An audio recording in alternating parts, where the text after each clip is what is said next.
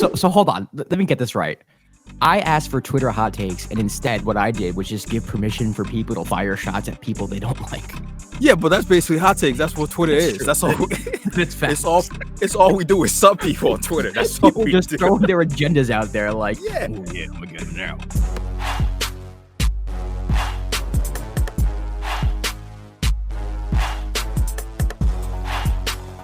You are now listening to The Dime with Josh Rodriguez, your weekly go-to podcast for all things NBA. And now, your host, Josh Rodriguez.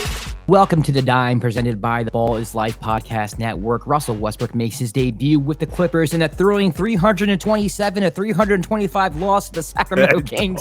Is it disrespectful that Nikola Jokic is in line to win his third straight MVP? And who exactly are the Memphis Grizzlies? Quab and I respond to your Twitter hot takes and take on your favorite debate show personalities. But first, if you want to follow Dime, you can on Twitter, Instagram, TikTok, YouTube at The Dime NBA. I'm Josh Rodriguez at _Rodriguez_.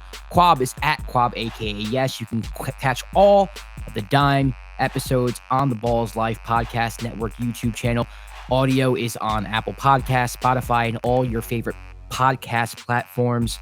Also, I want you to be a part of the show. As you'll see today, I take your tweets, I take your comments, and I throw them on the show. So make sure you follow me on all social medias. Like I said, at Josh_Rodriguez_ and at The Dime NBA. You are a part of this show just as much as I am and just as much as Quab is. Quab, Yes, sir. how are you, man?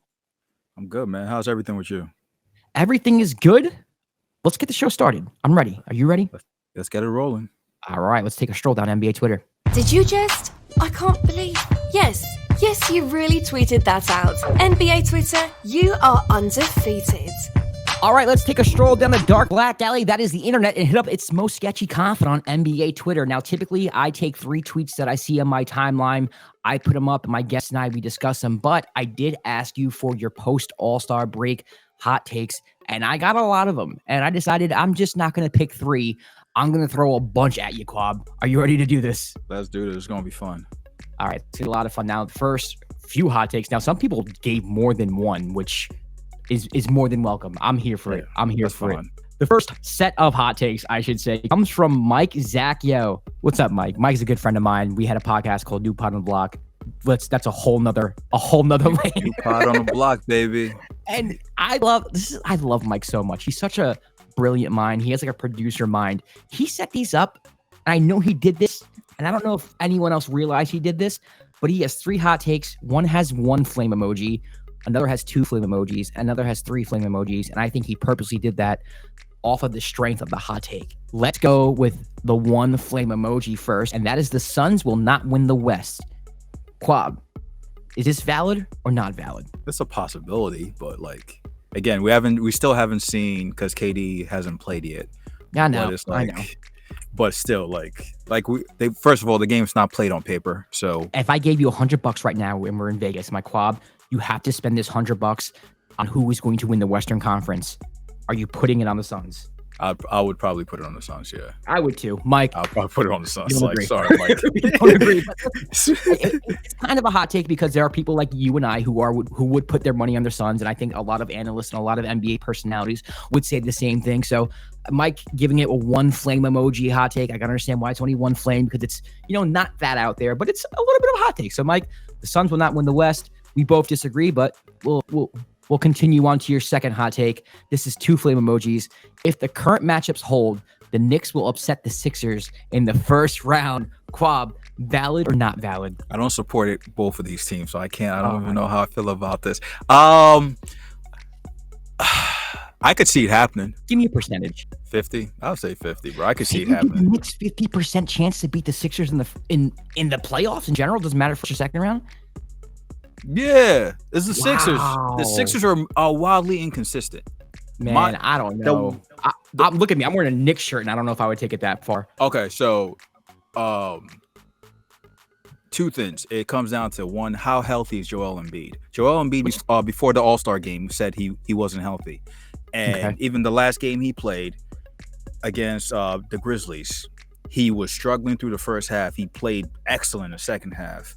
but he was laboring and looked like in the first half. I don't know. He always gets a weird freak injury during the playoffs, and then you have to depend on James Harden. True. Who is an amazing player, but sometimes he has like weird games here and there during the playoffs. So I could see the Knicks beating them, but man, I don't know, it's the man. Knicks though, man. You don't know. You are a Sixers low key lover, so that comes. Love the Sixers. You love the Sixers. Okay, if you want to call me a Sixers lover, you have to call me a scorned lover of the 76ers, because I am mad at the 76ers because I have picked them maybe every year for the past 3 or 4 years to win the Eastern Conference, or at least make the Eastern Conference Finals, and they've done nothing but upset me. So if I'm a lover of the Sixers, I am scorned and I am pissed. And I want nothing to do with them right now. So maybe it's like this hate, you know how they say it's a thin line between love and hate. Maybe I crossed over from love to hate. With that being said, I don't know if I can take the Knicks in the series. I don't know. I like the Knicks. I think the Knicks are a really good team. They took a while to find themselves there. You insert Grimes into the starting lineup and things kind of took off from there. Then you had Josh Hart. The addition there is helping the bench. It's helping the closing lineup as well. And then quickly has found a nice role. The Knicks are really good.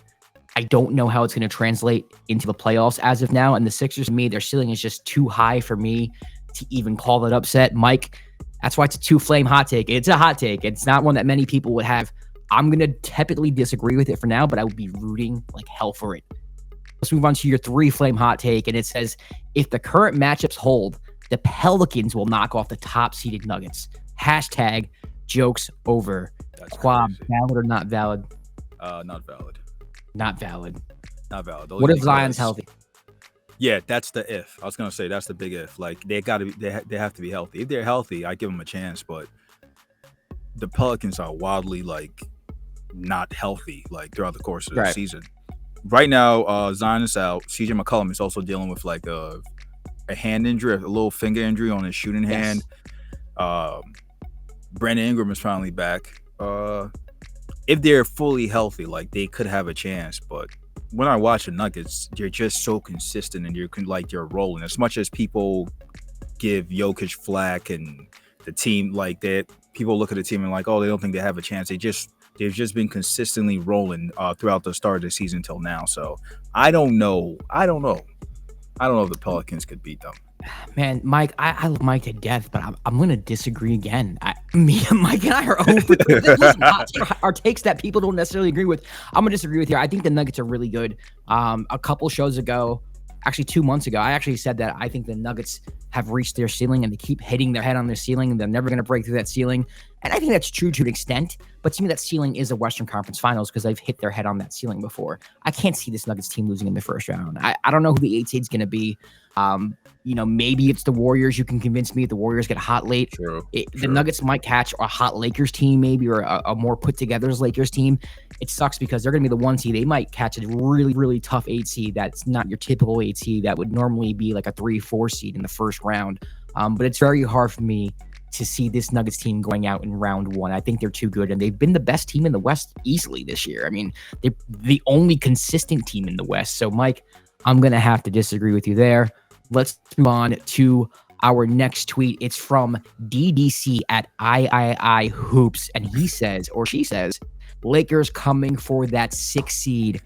We talked about the Lakers a lot on our last show. I'm assuming we're going to talk a lot about the Lakers going forward because they're the most popular franchise in the association.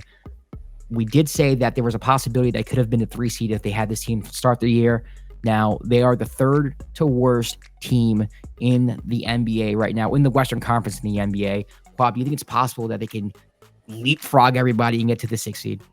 It's a possibility. But like a lot of stuff has to go right, and they have to keep. I'm looking at my phone because I'm checking the standings to see what it looks like. Go ahead. Okay, yeah, a lot of stuff has to go right for them to get there.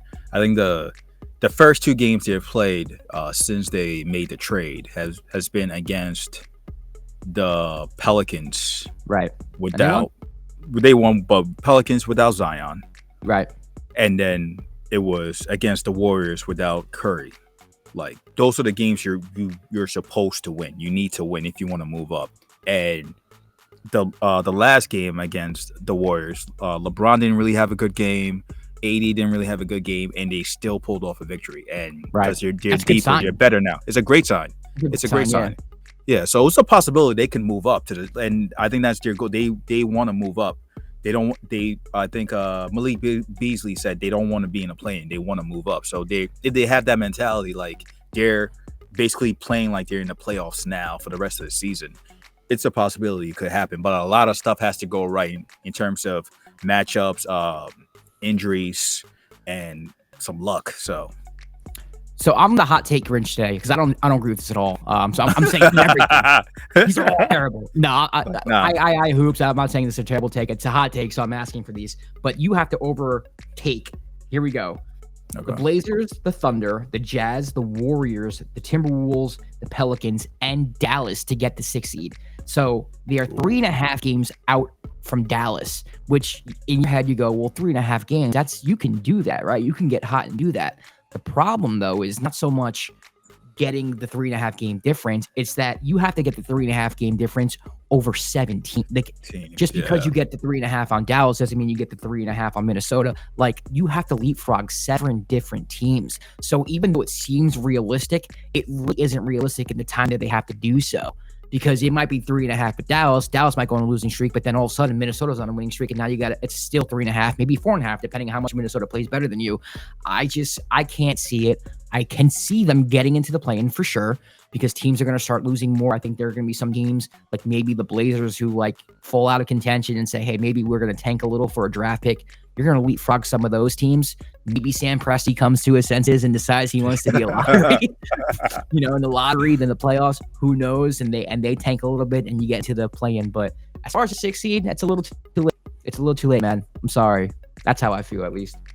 But I don't know what the schedule looks like moving forward, but I don't know if they end up playing a lot of those teams that are above them, because that could also factor into it moving forward. Yeah, but you still got to leapfrog 7. That's a lot. That's a lot. It's a lot. All right, let's move on to our next tweet. It is from Oliver Queen, quote unquote, at John Ahern 2381. What's good, John? How you doing? And it says Jokic, in parentheses, seemingly about to become the 4th player ever to win 3 straight MVPs is a travesty. It's a travesty. There is something wrong here. This should not be happening. Why is Jokic going to win his 3rd straight MVP, 4th player ever, when you have Giannis in the league, when you have Luka in the league, when you have Steph in the league? How is this possible? Quab, is this a travesty? Is there something wrong here? Okay, look, I know I know why Aaron sent that tweet. Aaron is a Sixers fan. Okay. Big Sixers fan. Oh, Embiid. Big Sixers fan. So, right, John, I see the motives here. I see the motives. You see the motives. He's a big Sixers fan. He's also a big Ben Simmons. No, he's not. Yeah, I see. Nobody from Philly who's a Sixers fan is. But yeah, I see the motive. Jokic is getting a lot of backlash. So much, man. People are starting to hate him now just for being crazy. For no other reason of him being like really good and the media liking him. Yeah, I think that's the part that like might rub people the wrong way. Like, yeah, he's become the media darling, and he's getting a lot of backlash. But like, he plays an effective game. His team is winning. The problem is that a lot of times when I guess the Nuggets fan base or Jokic fans, they try to argue with him. They bring up a lot of like advanced stats and different, and people find that so annoying. You're like, oh my god, you just pull out a scale and a bunch of numbers. Jokic shoots 77% on Wednesday nights in Denver. You know what I'm saying? After 8:30 Mountain Time. Feel like, yo, shut up. Like, no, but he plays. But he's having another great season. If it comes to me, it was the MVP race has been crazy this year. Yeah, it has been. But the way it started, it's been crazy. Like, you can make a case for Tatum, you can make a case for Giannis. Yes, I'm saying you definitely make a case for Jokic. And people, John would like you to say Embiid. I'm not. That's why I'm purposely skipping. So he knows this. He knows I'm purposely skipping. You can make a case for you can make a case for the guy from Philly, Ben Simmons. You can make a case for Luka. not him. You can Luka pre-Kyrie. Now that Kyrie came over, he's not going to get it. And you could have made a case for KD before he went down. A lot of the stuff behind the MVP race is the narrative behind it. Like you just facts. said, you could have made a case for Luka before Kyrie got there, and now that's going to be like a negative factor. Apparently, Jason Tatum his team having the best record and being number one the whole season is still seen as well, they went to the finals last year and they have a great team, so he's not really the most valuable player. So it's always like, can we script the narrative around the best player? And somehow Jokic is the past couple of seasons has gotten the best narrative and gets the votes. It's funny because I feel like this year's probably the best narrative that he's had out of the 3 years. I mean, if you're gonna have a problem with the MVPs, I think maybe his first two you could probably pick on. If I'm gonna be completely honest with you, man, like these MVPs, they happen and I forget what the races were. Like I forgot what it was last year. I don't remember. I remember he was like second, but I don't remember like the nuances behind it. So for me to go back for 2 years and be like, he shouldn't have had, like, I don't pay attention to MVPs like that. I honestly, I don't care about these awards. They don't really mean much to me. But this year, it's like, okay, so his team's first in the West. They're the only consistent team. His stats are incredible. You can argue he's the best offensive player in the league. I think you can make that argument for sure. You can. Yep.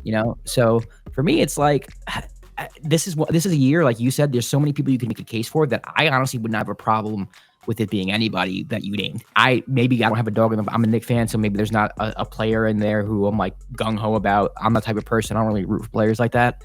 So I don't think it'd be a travesty, John. I'm gonna be honest with you. I don't know if this year would be a travesty, but maybe in totality, when you think about there's only been 4 players do it, maybe that's where you're getting at, where it's like, how can you get 3 straight MVPs in a league that has LeBron, Giannis, Luka, Steph? Yeah. Like that's kind of wild. You're gonna tell me in 3 straight years no one else ever deserved the MVP?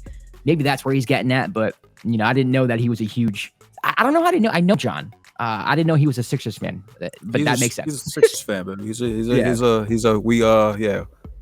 a little bit of trash. Okay. He says me stuff about Ben being so amazing on the Nets. So we'll get into it another time. Not this episode. Let's move on to the next tweet. Definitely not this episode. From our boy Zach, aka Peter Corker. I'm sorry. Go ahead. With most improved _not_ Drizzy. And he says Julius Randle should win most improved this year. I'm a Knick fan, Zach. Zach's also a Knick fan.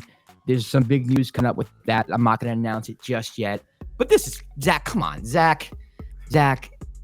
Really?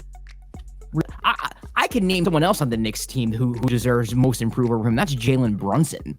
Jalen Brunson is one from like, a starter in this league that people kind of took for granted to one now where everyone thinks he's an all-star, averaging plus 20 plus per game, and is probably, I guess you can say, option 1A on the team. Julius has been crazy, but I think if you're going to say most improved, he's not even the most improved player on the team. I think you got to put Jalen in that category. And then on top of that, if you get most improved once and you kind of relapse, you can't get most improved again. Yeah, he's not winning most improved. Zach is crazy for that. That's why I was dying laughing when I saw that. I was like, what? What is the logic behind that? Is it because he was just had a bad year last year? I'm not justifying this for even a discussion. Like this, I'm trying to find. Zach. I think that's what it was. I think it was like he had such a down year last year that he turned it around so much. I think it's a great story. I mean, half of Knicks, I don't want to say half, 90% of Knicks Twitter wanted to trade him for 2 second-round draft picks, and now he's like, honestly, one of the best players in the league. And I know you laugh at that, but he's an all-star. I think. No, he's an all-star. He's an all-star. He's one of the best players in the league. It's just I was laughing more so because of the what you said about Knicks fans. Because a lot of times after games, I go to Knicks spaces. I just to hear, or I go to different people's spaces. Bro, I couldn't even, right? Bro, I couldn't even have a logical conversation with Knicks fans. Listen, if Knick Twitter had their way, Julius Randle would be gone for draft picks. Obi Toppin would be starting at power forward.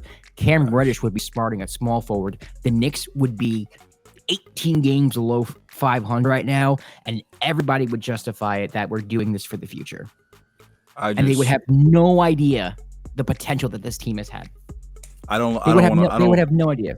I don't want to like add and rag on fans, but like I've heard some crazy just ideas and whatever concerning the team.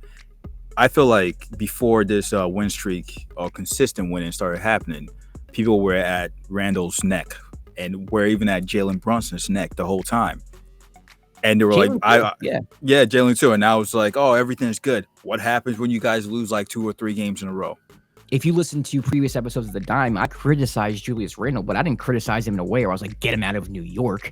It was just more of like, yo, like your attitude and the way you played basketball last year just wasn't acceptable for Knicks fans. The reason why Knicks fans are turning against you is not because of your poor performance, it's just because of the way you're going about things. That was my thing with Julius, but I always advocated for Julius, and I advocated for Obi too, like a lot of Knicks fans did, but I didn't advocate for Obi to get rid of Julius Randle.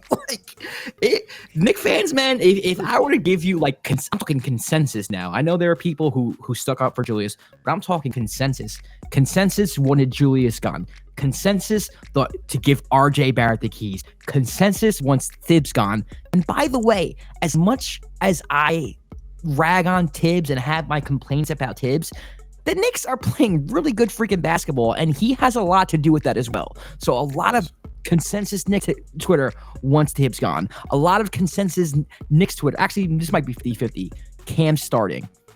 Like, this, like, if Knicks Twitter had their way, this franchise would be just, I don't know where it would be. Leon, thank you for not listening to Knicks Twitter. Thank you very much.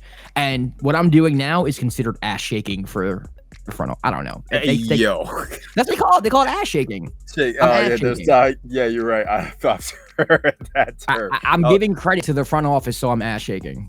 Nah, they don't get any credit. They get none. They get none apparently. Yeah. Okay, that's a mini Knicks rant. That wasn't even mini. I've heard the full ones. I've heard a full one before. It's late. I don't know if my neighbors hear me. I live in an apartment. I don't know if I'm keeping people up, so I don't want to go too crazy.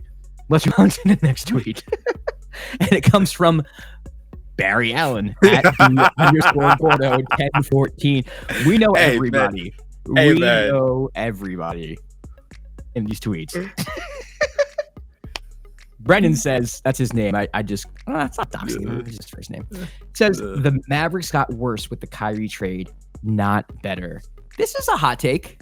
Because to say you got worse is to say that they didn't stay the same, which is kind of what I thought. I thought that Kyrie maybe listed their ceiling a little bit, but didn't really do much with their floor. So to me, I don't think the floor got lowered, but this is what he's saying here. What do you think, Bob? Okay, 2 things. It's kind of actually funny that Ahern is Oliver Queen and Brendan is Barry Allen. I just put that together, and that's true. Just that's cute. First of all, by them too. Brendan is a Nets fan, or was a Nets fan. Right. Decided not to be a Nets fan because he hates Kyrie and all these ulterior motives come. So there's a lot. I didn't know they had these ulterior motives like that. Yeah, so there's a lot of stuff that's behind some of these tweets. The one is the people I don't know. I don't know what's behind it, but I feel like it's more personal the way he said it. So hold on. Let me get this right. I asked for Twitter hot takes, and instead what I did was just give permission for people to fire shots at people they don't like. Yeah, but that's basically hot takes. That's what Twitter is. That's all. It's all we do is sub people on Twitter. That's all we just do. Throwing their agendas out there, like, oh yeah, I'm gonna get it now. Yeah, it's all subliminal tweets at the end of the day, but they needed to do something. I think we talked about this. They needed to do something. I don't know if they necessarily got better or worse, but they need to do something to help Luka out. And this helps Luka out for a little bit, where he's not the focal point of the offense, where he can take some rest. Fourth quarter, it's not him having to create everything. I think the last game they played was against the Spurs, and I didn't watch the game. I watched a couple of highlights where it was Kyrie going off the dribble and creating for Luka. Now it's the Spurs who are tanking, obviously. So they end up blowing them out. But we'll see in the long run in the when the playoffs happen, because that's when it's gonna matter. This was a playoff trade. This wasn't a regular season trade. It's to see if they can be effective in the playoffs. I personally don't know, because they lost so much on defense. I think you can argue that he may have made him a little better. I said this last show too, just because he's so talented offensively, it gives him a little more extra dynamic that they desperately needed. You did lose Spencer Dinwiddie. You did lose Finney Smith, who's your best perimeter defender. So I do think, you do lose there. You lose for a team that doesn't have a lot, if you lose 2 players that are a part of your rotation and big part of your rotation, that actually hurts. That hurts a lot. So to me, I think he makes it a little better. I don't think he makes the floor lower though. So Brendan, listen, I got my beef with Kyrie too. They're off the court and they're very nuanced. It's because I do like Kyrie as a human being. I do think he's a good guy. But this is not the podcast for me to get into my. I have a feeling, Brendan, it's strictly basketball, right? Man, do I know, bro? Do I know? It's like all right. We just gotta get we gotta get a group chat. Everybody just on here. Let's hash it out. Just getting mad about it. All right, let's move on to the next tweet. It comes from Jeff Peanut Butter Blue Checkmark at Josh_Tariff. I know Josh. Josh is a friend of mine here in Los Angeles. He's a Magic fan, and he says the Magic will make the playoffs. You want to speak of agendas? This is an agenda. I like the Magic a lot, man. They've been playing better basketball. They, I think, are a team of the future. They definitely could make the playoffs, I think, starting next year. But this year, if they were going to make the playoffs, they would have to leapfrog the Indiana Pacers, Chicago Bulls, and the Washington Wizards. They are currently 3.5 games behind the Wizards for that final play-in spot. And then they would have to win a play-in game or 2. So for me, I do think it's possible. I don't think this is crazy hot take, but it's definitely a hot take. I don't see it happening. But hey, Josh, listen, exciting team, bright future. They're fun to root for. I've watched a lot of Magic games this year, and I don't know why, but I have. They've been on NBA TV, and I have League Pass, and they're a team I just kind of like watching. Yeah, he didn't say which year they'll make it though. So that's first of all. Let's be clear on that. He didn't say which year. True, but it's true. But also, the Magic have that weird team that it feels like nobody really wants to play. Yeah, because their lineups are awkward, man. Like they have a lot of length, and they're kind of like a bootleg Raptors team with better I wouldn't say better guards. I don't think they have a better guard than Van Vliet, but they have like more guards. They throw more guards. Yeah. Weird skilled length players. Like your forwards are solid to good to great. Like right. I think that didn't they beat the Celtics twice? No, they swept the Celtics. They swept the Celtics. That's crazy. Yeah. That's crazy. Can you imagine they sneak in as like the 10, get the 8, and then sweep the Celtics in their first round? I'll name my first kid Banchero if that happened. I'm holding you to that. Okay, like the first game has to be Banchero though. You know what my other kids' names will be, so you think that's gonna faze me? Like that's we're not gonna talk about that on here, but it's like oh. That's true. Like, but so what? That's light work compared to the other. Yeah, thank you very much. All right, next tweet comes from Vincent Pensaveni. He's been a guest on the Dime at Talk Vin Talk. Vin is a very funny guy, a Nets fan, and he says, "Don't know if it constitutes a hot take, but Nets are going to avoid the play-in. Avoid the play-in. This was before the Nets played the Chicago Bulls tonight." Because that tweet would not have come into my mentions. Hey man, that was this was post Nets Bulls. Oh, Bob, you're a Net fan. What do you think? The optimist in me is gonna say, yeah, you're gonna avoid the play-in because a lot of the teams below keep losing like really bad. That's true.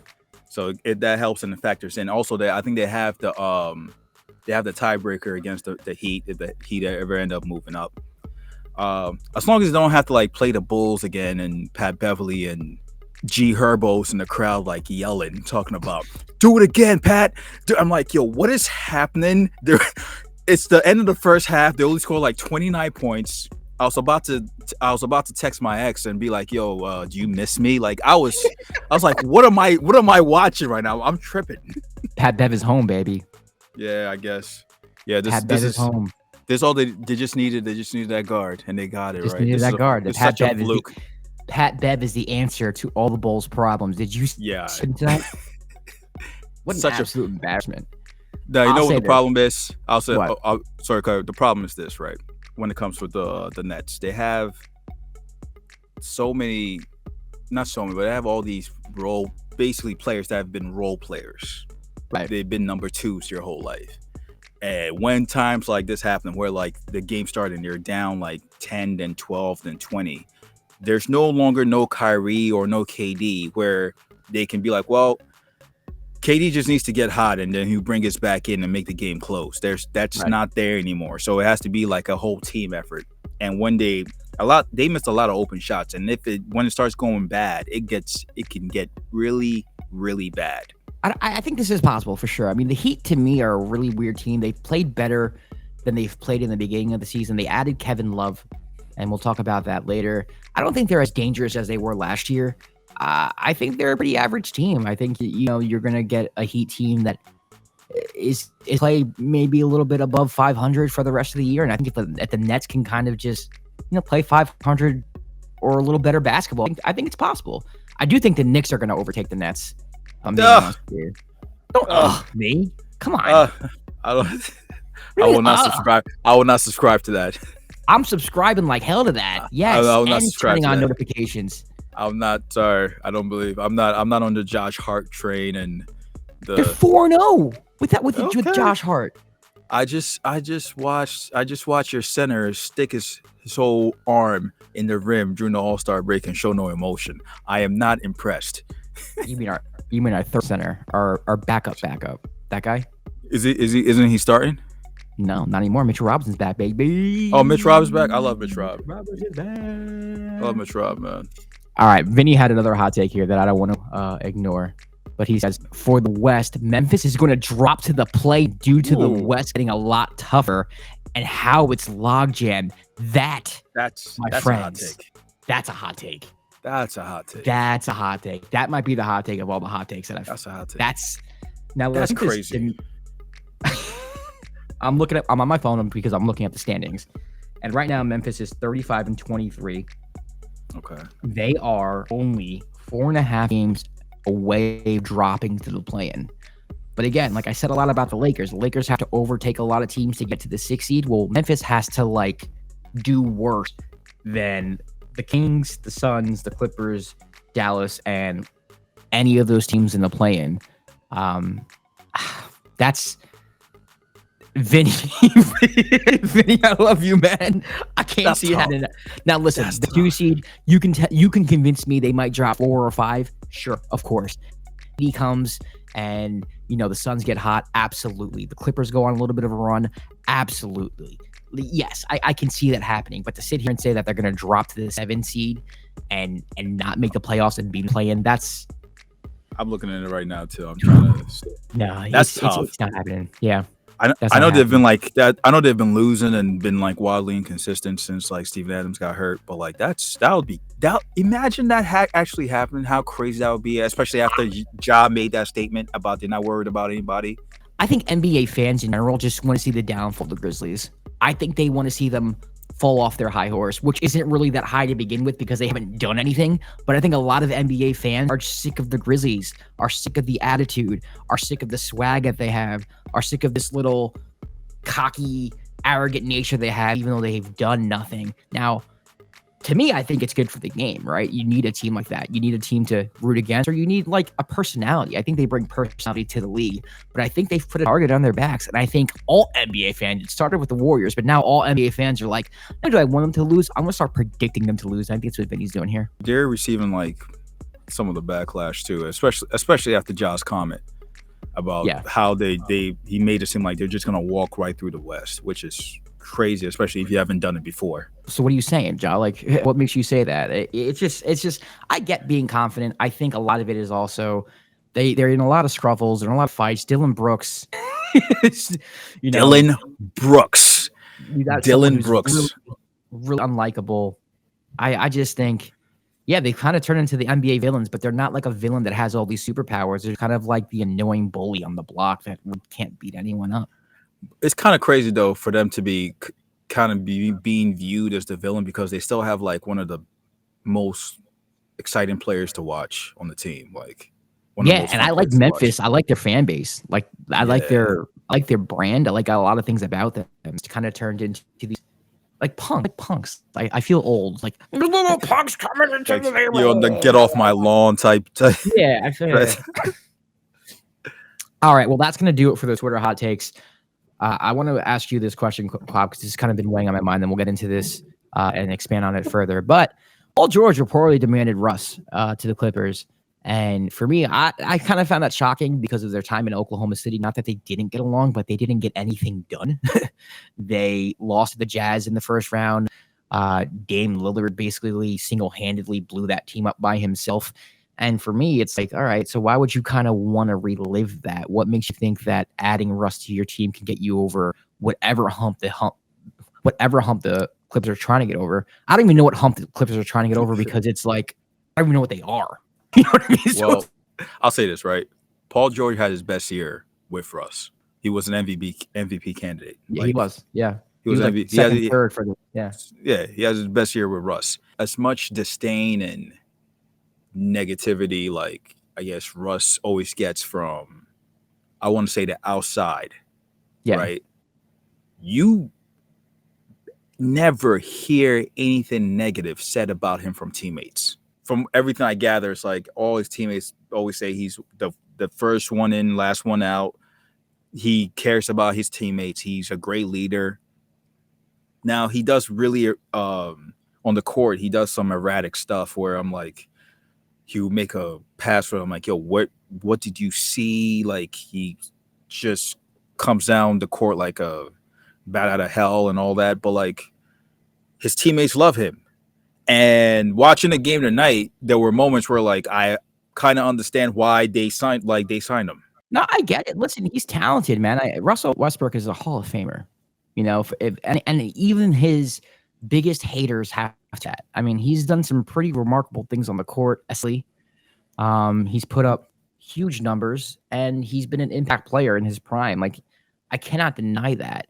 For me, though, it's like, you know what type of player you need, right, on your team. You know what you're missing, what the missing links, and Russell Westbrook just doesn't really fill those qualities. And for me, it goes into the conversation where it's like, I don't take these things personal, but a lot of times I wonder, like, not if NBA players know the game. Obviously, they know the game better than most people who watch the game. But there's always they like Paul George wanting Russ on the team, like, go get Russ. There's like a disconnect. Like, do you know like what your team is? Like, do you not understand? Okay, here's my question. Quick question, right? What guard do you think they would have preferred over Russ? Terrence Mann was starting to ball out, man. They were doing they turned it around with Terrence Mann at the point guard position to start as a starter. Yeah. You know, but he doesn't have that name. He's not this sexy name that they think they could take him over the top. I honestly believe that's the reason why Paul George wanted this. The Clippers already, before the Russ acquisition, the Clippers already had enough to win the NBA Finals. They didn't need to add Russell Westbrook. The problem with the Clippers has never been the roster this year. It's always, can Paul George stay healthy, and can they play together long enough so they can develop some type of cohesion, and can we actually put this thing together and build some type of continuity, chemistry to actually win the championship? They didn't need to add Russell Westbrook to take him over the top. What they needed to do at the trade deadline or the buyout market is just kind of things here and there. But when you add Russell Westbrook, it's like you're adding another engine to your car. You didn't need a new engine. You kind of just need a little bit of a paint job, you know, maybe a couple things inside for aesthetics. You didn't need a whole new engine. Why are you getting a whole new engine? Okay, so my question is this: we talking about Terrence Mann. Yes, they did. They were playing really well with Terrence Mann. Yeah, but with Terrence Mann starting on the floor, it basically made Paul George a pseudo point guard. But they were winning. That's fine. I'm not saying that it made him maybe he didn't want that. Okay, so now you're gonna trust Russell Westbrook with the basketball in his hands? Like, that's the thing. Like, as much as any Russell Westbrook defender will have to admit that Russell Westbrook in crunch time, Russell Westbrook in spots, you don't always want the ball in his hands. You don't. you are adding an extra element to your game, to your team that wasn't there to begin with. It's like, now this might be controversial, but it's like bringing a gun into your house. Like, before I came into this house, there was no gun here. Now there's a gun in the house. Now, even though I know gun training and safety and all that good shit, there's still a gun in the house, which means there's an extra element in my house right now where somebody can get shot. All I'm saying is this, right? Watching the game, he was pushing the tempo. One game. It was one game. This is a one game sample. One game. It could go like we talked about this last episode. The point I made was like, if the offense gets blocked down, he's good at grabbing defensive rebounds, pushing the tempo, and finding shooters. Like that's one thing he did well this game. I think he might have had 12 or 13 assists this game, where he was just coming down, kicking out to Paul George for threes, Kawhi for threes, Norman Powell for threes. Just finding Plumlee inside, making good reads. There were also some bad reads, but that's what you get with Russell Westbrook, like you said, when you introduce the new engine. Like I said, maybe Paul George just wanted to have somebody he, in his mind, in his heart, he trusts because he's played with him before, so he knows what Russell Westbrook brings to the table. We might have a different view of it because we're looking at it from the outside. I'll say this. I don't think Russell Westbrook is as bad as he played on the Lakers. I agree. He was a bad fit there. I think anyone's a bad fit. They're gonna. Yeah, I agree. Yeah, terrible fit. Like it shouldn't. It's not as bad as he was on the Lakers, but I feel like his time on the Lakers was basically put on the Summer Jam screen. That it was every mess up, like bad pass was just blown out of proportion, and to the point where I remember like halfway into the season, somebody made a mixtape of all like his turnovers and his missed shots. I'm like, and then he was getting booed. Like that's not that. Wherever you are, it doesn't matter. You're still a human being at the end of the day. That's gonna affect you. Yeah, that's gonna affect you. And I guess this season, to start off the season, he played a little better, especially when he was coming off the bench. Still wildly inconsistent. But I don't know. Paul George is comfortable with him, and he trusts him, and that's why he wanted him, I guess. Yeah. So I have the question here. It says in the graphic here, it says, "Do players have too much power?" Now, for me, I get you kind of want to appease your superstars. I get where you invest all this money in someone who's supposed to bring you a championship, and you kind of want to cater to what they think they need for the team as well. But with LeBron kind of being like a GM, and players are starting to not just demand where they go, but they kind of demand or kind of put pressure on their front offices to get players that they want to play with, even at the detriment of the team. Now it's reported, and again, this is just speculation, I guess, because I don't know how true this is. It is reported though that the Clippers wanted nothing to do with Russell Westbrook. They got it all off the strength of the fact that Paul George wanted to play with him. Is this a problem, Carl? Like, do you think that players should just play and the front office should just office? I think that, first of all, because this is speculation, I don't know how much I believe it. It's hard for me to see them basically being like, man, we don't really want him, but Paul George wants him, so we have to do it. Just to make especially if they're so much against it, right? For them to just hit the okay button just because they're one player, because he's not. Is Paul George even the 1A of their superstars when it comes down to it? Oh, 1B, yeah, 1B. Like you could say, you know what I'm saying. So like, for me, and I think, and we talked about this the last episode. A lot of people had to say yes for it to happen. I don't think it was just Kawhi Paul George. had yes. Yeah, Kawhi had to say yes. Ty Lue had to say yes. The GM had to say yes. And I feel like a lot of people had to say yes for it to be okay. Because I that's why I'm like, I refuse to think it was just like Paul George being like, okay, I want him, or like I'm not staying or something. Like I feel like a lot of people had to say yes. Now the main question you're asking is, do players have too much power? Sometimes in some aspects it feels like they might have too much power, but it's a players league when it comes down to, like, at the end of the day, like we watch for the players. That's the balance and the problem. We're gonna end it here, Quab. Thanks for coming on. It was late because the Clippers and Kings decided to go into double time.